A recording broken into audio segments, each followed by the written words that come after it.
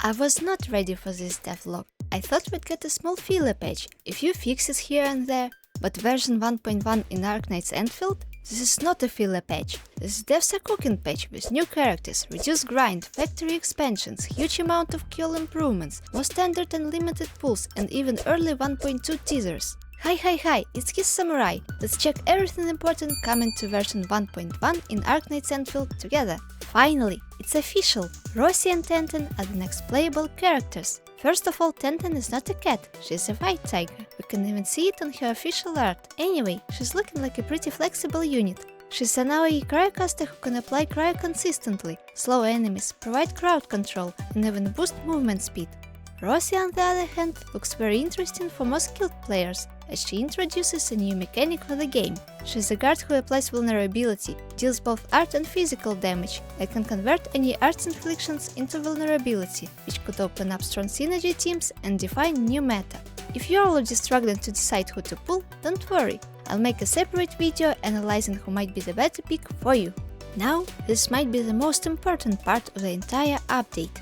The developers finally reduced the grind and added more standard pull sources. Yes, we needed that. Standard banner pulls were added to the Originium supply protocol pass and also will be among the rewards from stock redistribution and edge space. This is a very meaningful change for us free-to-play players. I'm not saying they listened to us, but they definitely listened. AIC quota conversion gives more resources and feels smoother. Enemy attack red flash indicators are now clearer. Protocol spaces dungeons now start with full HP and energy. Factory UI improvements, better construction quality, increased zoom out range and extended power transmission distance all make management less frustrating. Controller button remapping is being added. Cutscene skip is available right at the beginning for certain scenes. Friends and map interactions are smoother.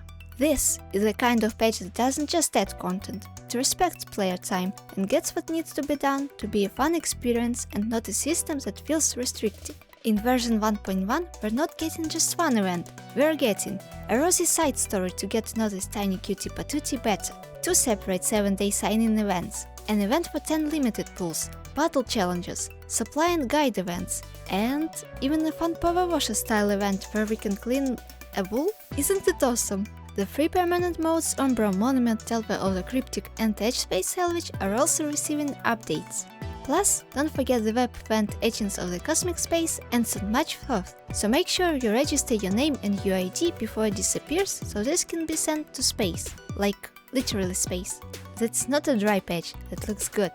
If you enjoy optimizing your base, this patch has what to offer you. The Wuling AIC plan is expanding with new mining spot types, new AIC facilities, a new infrastructure type called Conduit, a water mining ring, new production formulas and resources. Forges of the Sky limit is increasing to 4. Stock redistribution, depot nodes and environmental monitoring levels are being expanded, and the AIC steward gets more upgrade options. Factory enjoyers are eating good this patch because it clearly blends more variety to Endfield and pushes it further into a more enjoyable factory scene.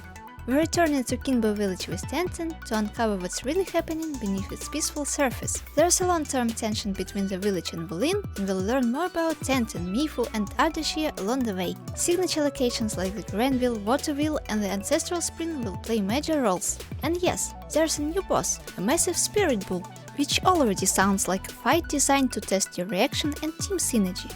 Even though 1.1 hasn't started yet, the developers previewed what's coming next. 2 new maps and an outpost, new fluid types for crafting, more upgrades for the Environment Monitoring Center and Kyol. Story-wise, Ardashir is preparing to make his move and attempt major destruction at the Market Storm and Cyranid Dream. Joan Van Yui will appear in full power as we defend Wuling from Neferith and her Blight. Well, that doesn't look like a teaser, more like a roadmap. The fact that they already shown long-term plans is honestly a good sign for understanding the game's future direction. I think that more gachas can take notes and also tease us with exciting upcoming updates. Version 1.1 feels like the patch where Endfield grows up and starts acting like a solid long-term gacha game. If devs continue to listen to players like this, Arknights Endfield is going to look a lot more thoughtful and great in the eyes of its player base. Now, tell me in the comments, are you pulling for TangTang or Rossi? Don't forget to like and subscribe if you like this video and don't want to miss out on other Arknights Endfield guides and stuff. See you in the next video, bye!